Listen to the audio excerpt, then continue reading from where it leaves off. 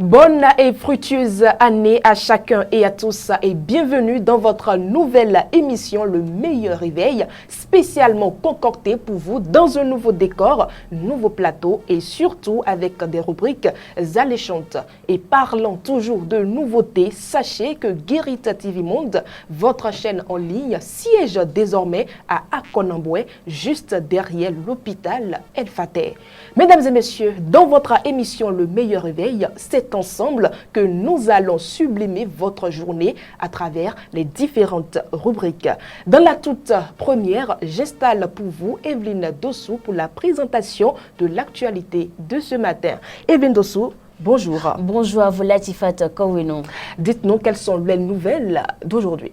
Alors, en parlant d'actualité, il faut noter que Abou Torou est l'élu suppléant qui va bientôt siéger au Parlement suite au départ tragique de l'honorable Abel Soroukou le samedi 13 janvier 2024. Il est élu sur la liste de l'Union progressiste Le Renouveau lors des dernières élections législatives de janvier 2023 dans la 8e circonscription électorale. Selon BIP Radio, son installation officielle au Palais des Gouverneurs à Porte-Nouveau est prévue après les obsèques de l'honorable Abel Soroukou prévues le 20 janvier prochain. On parle également dans cette session d'information du décès tragique du départ soudain du chroniqueur Jérôme Kalos au lendemain de cette triste nouvelle de ce départ de l'écrivain Jérôme Kalos. Différents acteurs du monde médiatique béninois qui l'ont côtoyé parlent d'un modèle à suivre, d'une icône. Certainement, suivez-les dans cet élément. C'est une bibliothèque, c'est un grand homme, c'est un monsieur, enfin c'est une valeur de la presse béninoise que nous avons perdue. Jérôme Kalos, le directeur du groupe du Cercle d'Action pour la Pensée Positive que nous avons reconnu. De par cette chronique, nous nous rappelions comme si c'était hier de cette formation qu'il nous donnait, surtout quand il s'agit des séminaires de formation vers les années 2006, 2007, 2008.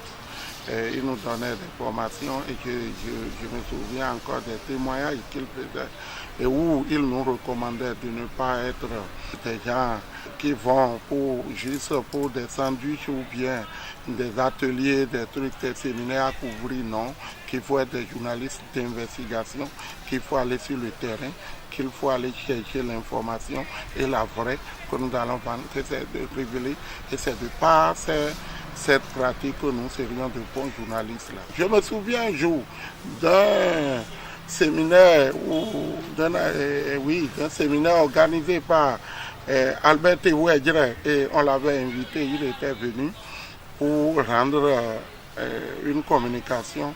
Ce jour-là, il m'a émerveillé. De par ses conseils, il a sidéré toute la salle.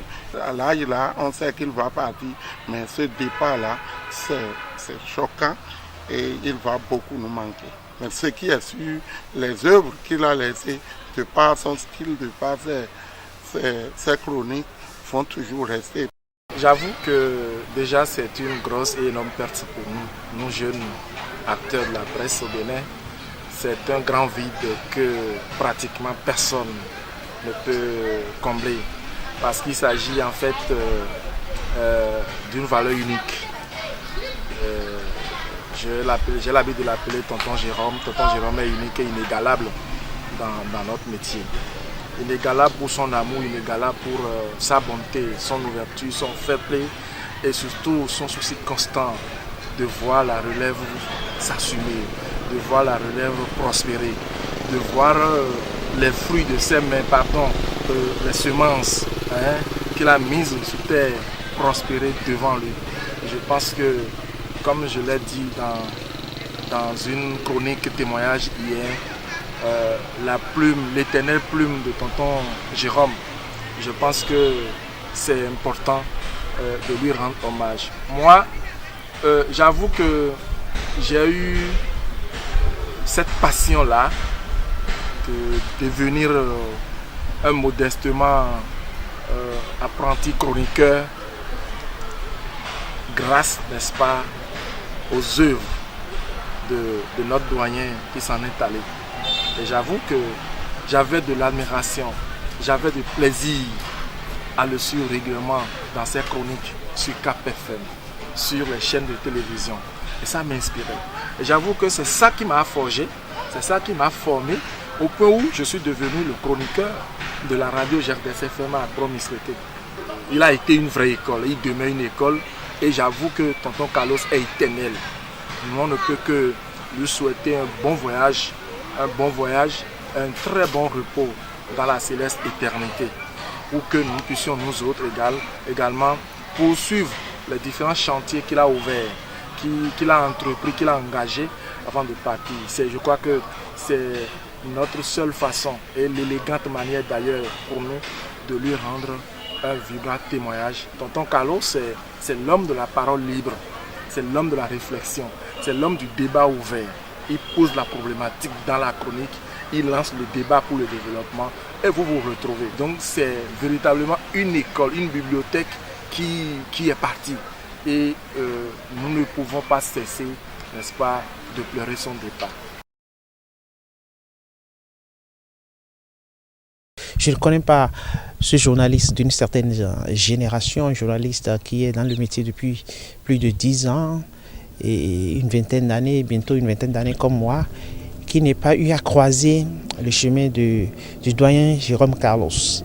Et je peux considérer ça comme une forte expérience, parce que même quand vous passez 10 minutes en compagnie du doyen Jérôme Carlos, c'est une expérience pour vous puisque vous apprenez. Quel témoignage vous avez à nous faire sur l'homme? Je pense que si nous devons faire des témoignages sur le doyen Jérôme Carlos, je pense qu'on peut passer la journée, on peut passer la journée à parler de l'homme. Et ce que moi j'ai remarqué de façon particulière, c'est que quand vous le croisez, quand il présente une communication, quand il vient à un événement, il prend la parole. Et quand il vient à un événement et il va s'asseoir au fond de la salle et que les organisateurs lui demandent de venir devant, et vous vous rendez compte que vous avez en face de vous un monument, mais un monument humble. Et c'est ça, vous aurez dû le constater sur les réseaux sociaux depuis l'annonce de la triste nouvelle. Vous aurez constaté sur les réseaux sociaux que tout le monde parle de l'humilité de l'homme. L'humilité de l'homme, et c'est ce qui m'a le plus marqué chez lui. C'est-à-dire quand vous le croisez en train de parler avec quelqu'un, quand vous le croisez en train de donner une communication, en train de parler à un auditoire, et même s'il ne vous parle pas, même s'il ne vous connaît pas, je pense qu'en quelques secondes, vous apprenez de l'homme.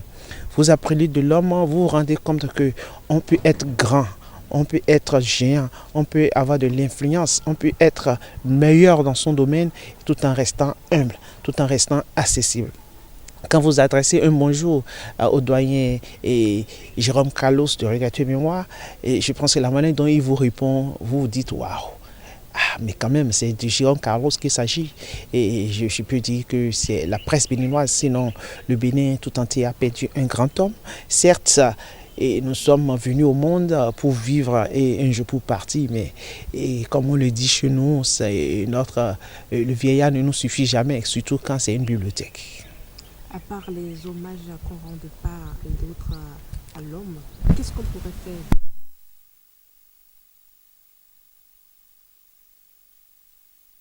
Je veux dire que même si on ne rend pas hommage à Jérôme Carlos, ce qui se fait d'ailleurs déjà depuis l'annonce de sa nouvelle et même de son vivant par certaines personnes. Je pense que même si on ne fait pas du folklore, et ce qu'il n'aimerait peut-être pas qu'on fasse du folklore autour de sa dépouille, et je pense que Jérôme Carlos est désormais immortel. Et quand on parle de l'immortalité, je pense que c'est de ça qu'il s'agit, des hommes dont on parle pour l'éternité. Et je pense que c'est ça qui nous retient, et qui retient surtout moi mon attention. Et je pense que pendant plusieurs années encore, nous continuerons de parler de Jérôme Carlos. Je pense que pendant plusieurs années encore, nous continuerons d'essayer d'épouser ses idéaux afin de lui ressembler un petit peu, peut-être à 1%. Et parce que c'est un grand homme. Latifat Kouenou, on aborde aussi les nouvelles de la CAN. Dans cette session d'information, le Mali s'est imposé gagné hier 2-0 à l'issue du match Afrique du Sud-Mali. Il a été bousculé en première période par l'Afrique du Sud, mais s'est rattrapé en deuxième mi-temps. C'était un match très serré, il faut le signaler. Merci à vous, Evelyne Dosso, pour toutes ces actualités. Mesdames et messieurs, va-t-il pleuvoir aujourd'hui? La journée sera-t-elle ensoleillée ou nuageuse? Avec le changement climatique, il faut se préparer à tout pour passer une journée agréable. Nous vous offrons donc la météo du 17 janvier 2024. La journée du 17 janvier 2024 est ensoleillée.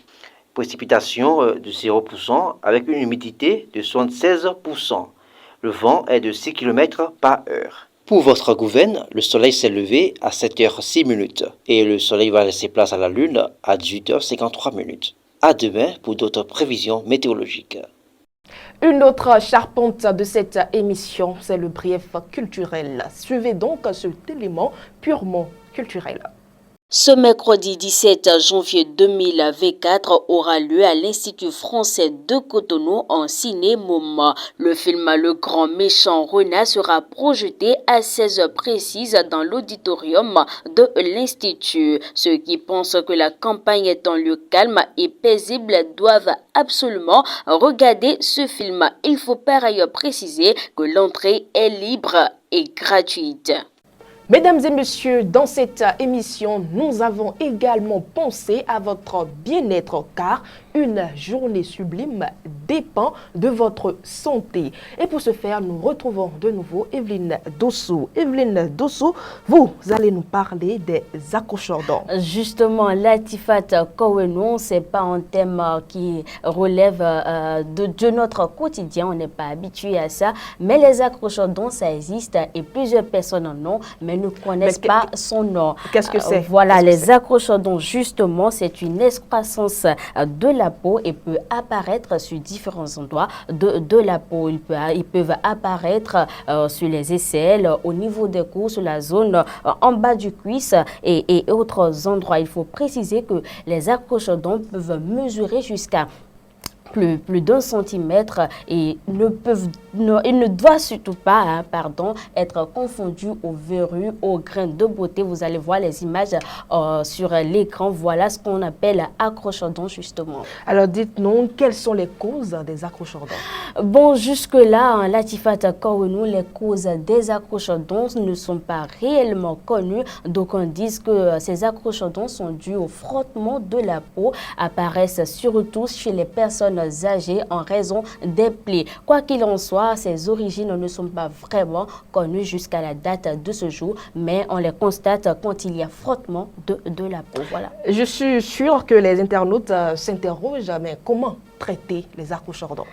Ceux qui en ont, vous voyez les accrocheurs d'or, voilà les images sur l'écran. Ceux qui en ont, il y en a qui veulent s'en débarrasser, mais il y en a qui ne veulent pas, que ça ne dérange pas. Il y a quand même possibilité de s'en débarrasser. Bon, oui, il y a possibilité de s'en débarrasser. Pour s'en débarrasser, la meilleure façon d'être sûr du traitement, c'est d'aller vers son dermatologue. Il faut une consultation. Il y a certaines personnes qui conseillent de prendre des paires de ciseaux et les couper, mais ce n'est pas la meilleure façon. Vous risquez de créer d'autres maladies peut-être. Donc, il faut aller vers votre dermatologue. Il y a d'autres pratiques avec des jus d'ananas, des ail, des gousses d'ail. Mais le plus important, c'est quand même de consulter son dermatologue, Latifat Kowenou. Merci à vous, Evelyne Dosso. Je vous remercie.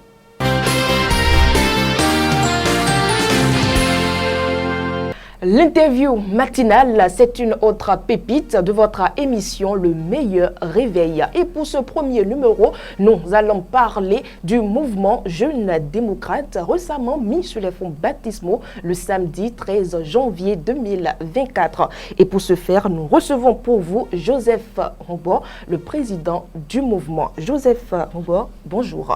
Bonjour madame. Merci d'avoir accepté notre invitation. Merci, c'est moi. Alors dites-nous, pourquoi la création d'un tel mouvement?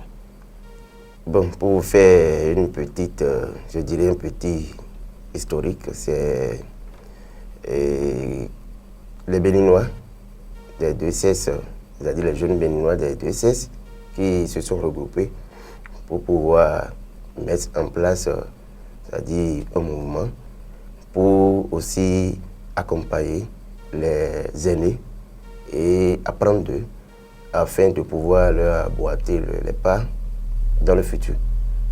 Donc c'est surtout cet objectif que nous poursuivons en faisant notre sortie officielle le samedi 13 janvier passé à l'hôtel Nouvella Planète. Alors, quels sont les objectifs que poursuivent ce mouvement? Bon, les objectifs sont nombreux. Je peux citer quelques-uns. D'abord, c'est de, je dirais, stimuler les jeunes à la chose politique, les inciter à se mettre aussi aux côtés des aînés politiques, et apprendre, mobiliser, pourquoi pas les jeunes autour de la chose politique, les amener à changer de comportement par rapport à ce que nous vivons avant, c'est-à-dire l'image qui est peu reluisante des jeunes politiques, c'est à l'argent, on poursuit l'argent, c'est celui qui donne l'argent qu'on considère. Nous voulons travailler à changer cette image, ne serait-ce qu'à travers un plan d'action. Et le mouvement Jeunes démocrates est composé actuellement de 2000 jeunes. Est-ce que pendant combien de temps vous avez pris pour mettre en place ce mouvement qui compte aujourd'hui 2000 jeunes? Le mouvement Jeunes démocrates n'était pas Jeunes démocrates. Son nom n'était pas Jeunes démocrates. C'était les amis du cercle de réflexion de la nouvelle conscience qui étaient mis sur les fonds baptismaux en 2014 pour accompagner le candidat Irénée Pascal Koupaki aux élections de 2016. Et c'est à la suite de cela que les objectifs fixés n'étant pas atteints, nous avons changé d'avis à la veille des élections législatives passées. Et les membres qui sont déjà partis dans d'autres partis politiques se sont retrouvés pour dire bon, il vaut mieux que désormais on milite aux côtés des démocrates. Et s'il faut le faire, du fait que le nom qu'on avait donné, ça fait allusion à quelqu'un d'autre, on a changé, en notre sein, nous avons changé le nom en devenant Jeunes démocrates. Et c'est ce titre que nous avons porté pour soutenir les candidats de la liste des démocrates aux élections passées. Et ça a fait écho, ça a donné le résultat que vous savez déjà. Et c'est ce qui nous a amené à travailler encore, à élargir cela. Et nous continuons toujours ce travail. Joseph Arungbo, pourquoi avoir fait le choix du parti Les Démocrates et pas un autre? Nous avons fait d'abord ce choix par vision politique. Parce que, vu ce qui se passe actuellement dans le pays, nous ne sommes plus des enfants.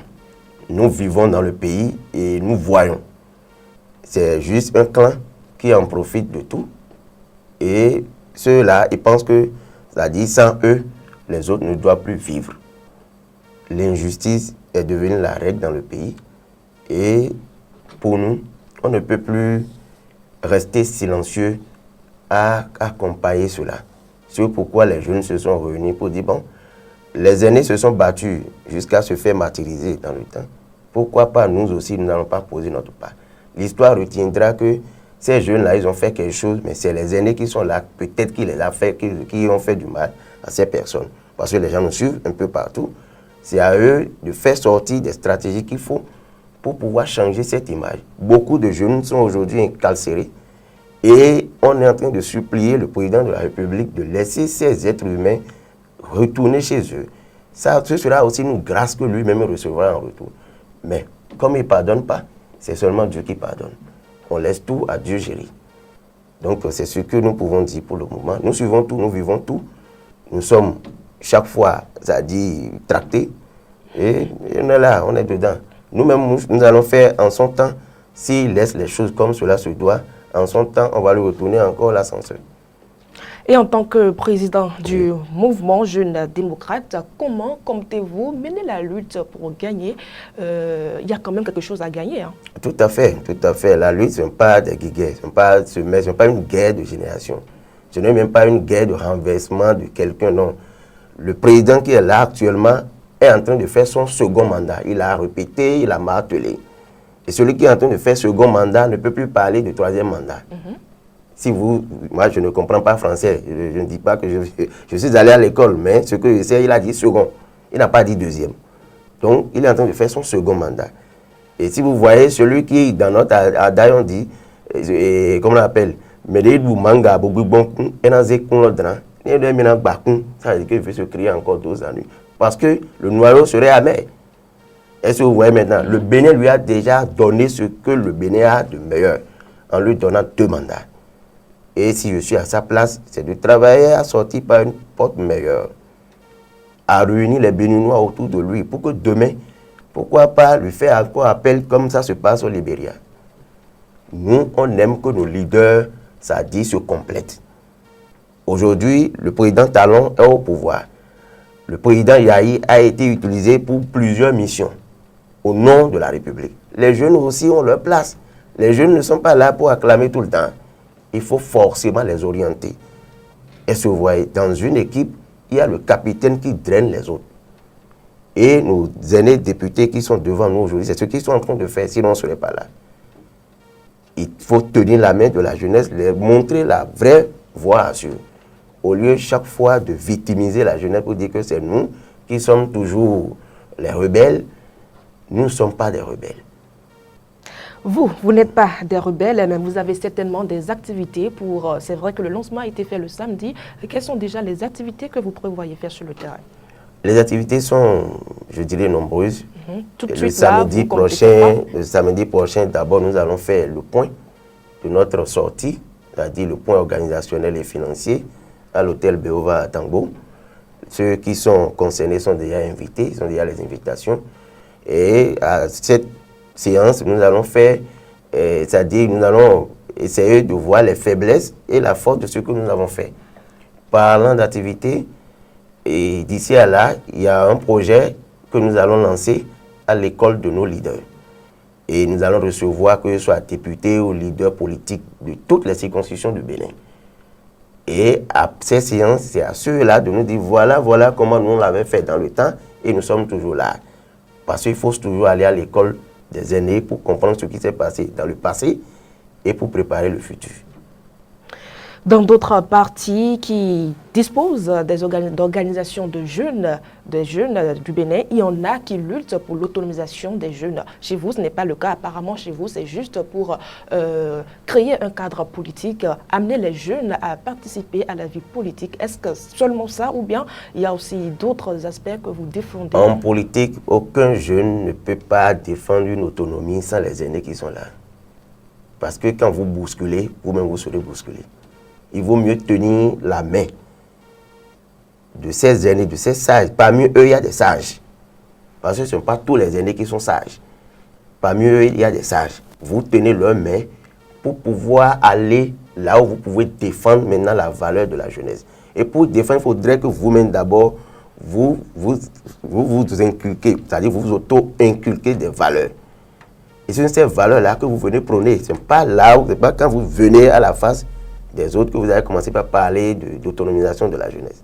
Il faut aller d'abord à l'école et sortir avec des valeurs que vous prônez. Merci à vous, Joseph Ngoubor. Je rappelle que vous êtes le président du mouvement Jeunes Démocrates, un mouvement qui a vu le jour le samedi 13 janvier 2024. Merci d'avoir répondu, président. Merci, madame. Merci à tous les téléspectateurs et je vous remercie pour l'invitation. Mesdames et messieurs, un invité, un sujet. C'est ça le concept de votre rubrique d'interview matinale. Nous passons tout de suite à la revue de presse. Présentation de quelques titres parus à la une des quotidiens ce 17 janvier 2024. Bénin intelligent, Jérôme Carlos, créativité béninoise en Côte d'Ivoire. Matin libre, interdiction de rassemblement politique. Les maires doivent se libérer de la peur. La loi portant statut de l'opposition les protège. Pourtant, révision répétée du code électoral. Selon Robert Dossou, ceux qui sont au pouvoir doivent avoir l'écoute. Étudiant en prison, une 4e année universitaire en passe d'être perdue. Le matinal, pour avoir libéré un gardé à vue, moyennant de l'argent, un policier risque 15 ans de prison ferme. Le potentiel, déviance dans le cercle religieux à Tofo. Un pasteur dans l'entrejambe d'une femme mariée. La dame adulteresse a un bébé de moins d'1 an. Des audios et messages reconnus par le pasteur confirment l'acte sexuel avec sa fidèle d'église. L'autre quotidien. Candidature à l'élection présidentielle de 2026. Quelle stratégie pour avoir la chance de gagner? Le coopérant. Cannes Côte d'Ivoire 2023. Le Sénégal serein et victorieux pour son entrée en lice contre la Gambie. Le Mali maîtrise l'Afrique du Sud et remporte son premier match. Fraternité, réchauffement des liens BR-UPR. Que cachent ces chants de sirène? Point d'interrogation. Dabarou. Mariage au Bénin, les préalables à observer chez les musulmans et les chrétiens. Et voilà tout pour la revue des titres de quelques-unes parues ce 17 janvier 2024. À demain.